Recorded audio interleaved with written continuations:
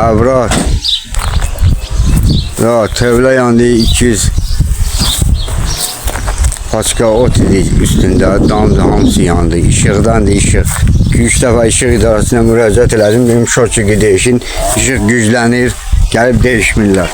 3-4 dəfədir SMS-lə pul vururuq, 5 manat vururuq, 2 gün getmir. Dəfalarla getmişəm, xeyri yoxdur. Maraqlanan yoxdur. Ona görə bu da işıq yanır, güclü olur, sönür, güclü olur, sönür. Bu da onun işığın xeyri. İşıq idarə heç mal qoymadı. Bu da yandı.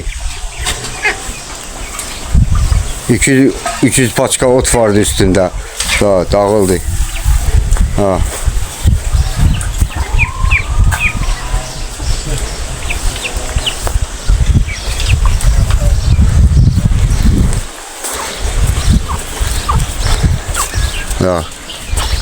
Şünürdən deyir, güclənir, belə qalın şünür, əriyir.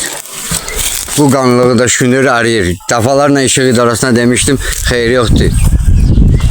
Deyir, bizlik deyir, işıq idarəsinə getmişəm, çekləri aparmışam, demişəm 5 manat vururam, 2 gün getmir. Gəlin şortçuqu değişin, dəyişmədə, bu da işıq idarənin xeyri, bu da mənə dəydiyi ziyan, bu da budur.